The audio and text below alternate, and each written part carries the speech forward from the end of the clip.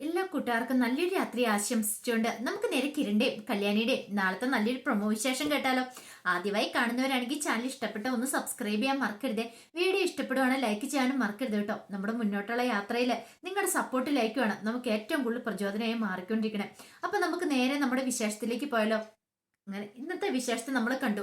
രൂപ 2 കോടി രൂപയൊക്കെ രാഹുലിന് കൈമാറുവാണ്.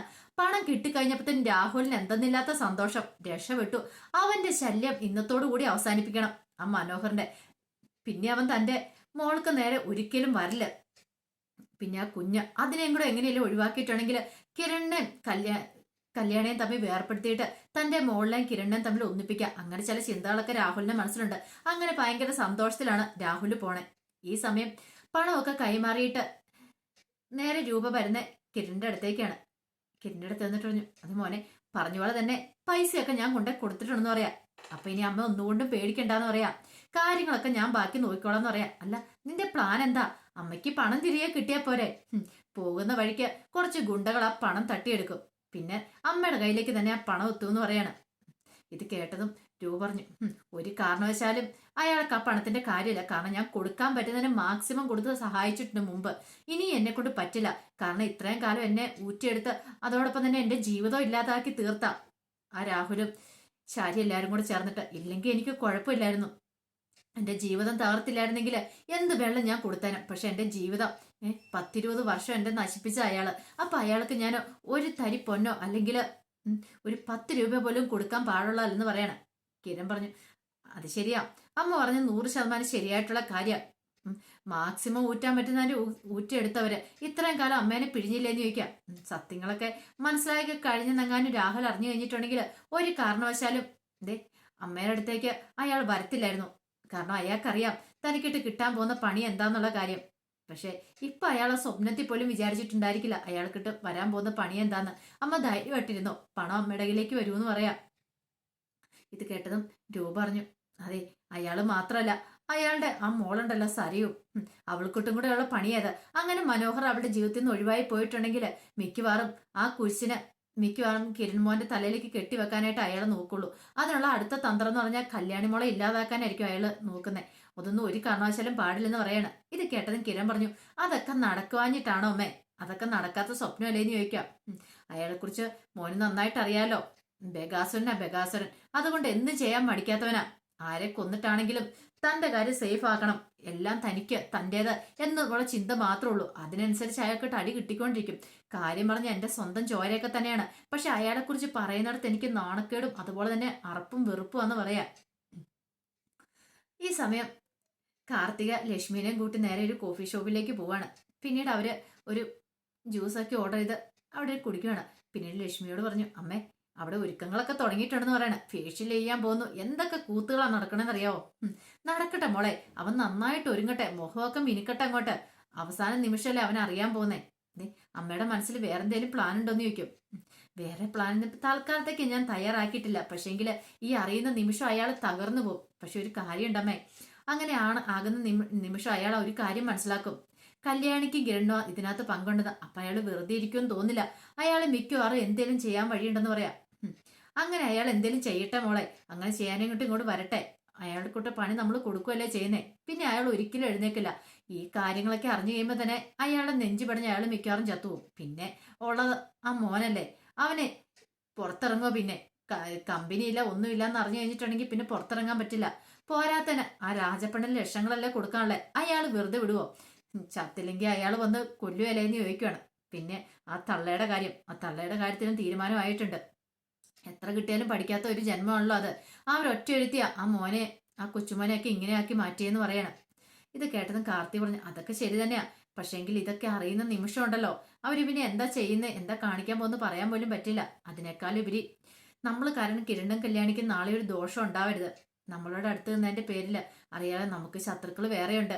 ഈ പ്രകാശിന്റെ കാര്യം ഒന്ന് ഒതുക്കിയിട്ട് വേണം ബാക്കി കാര്യങ്ങളിലേക്ക് കടക്കാൻ ഓർത്തിരുന്നിട്ട് അതിങ്ങനെ നീണ്ടുപോകാനുള്ള അമ്മയെന്ന് പറയണം.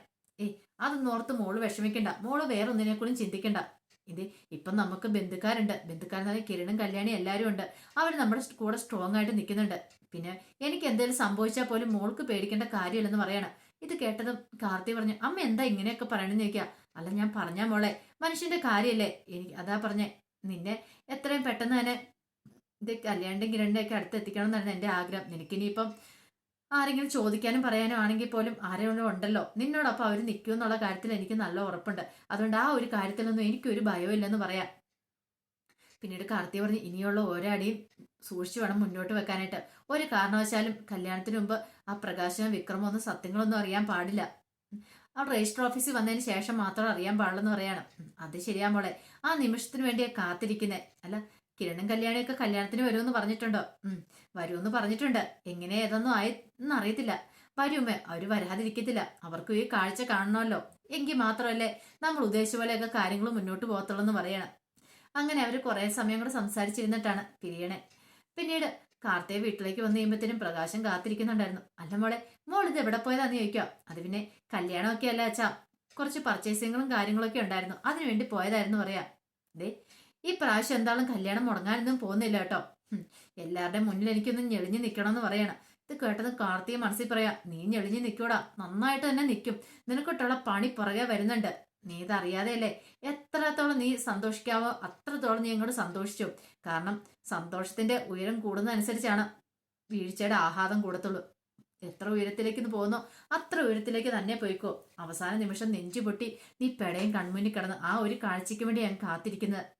അന്ന് നിനക്ക് മനസ്സിലാവും പെൺകുട്ടികളുടെ വില എന്താന്ന്. പെൺകുട്ടികളെ വെറുത്ത നീ അന്നോ ഈ ചതിയൊക്കെ തിരിച്ചറിയാൻ പോകുന്നുള്ള എന്ന് പറഞ്ഞ് മനസ്സിൽ പറഞ്ഞിട്ട് കാർത്തി അങ്ങോട്ട് അകത്തേക്ക് കയറി പോവാണ്.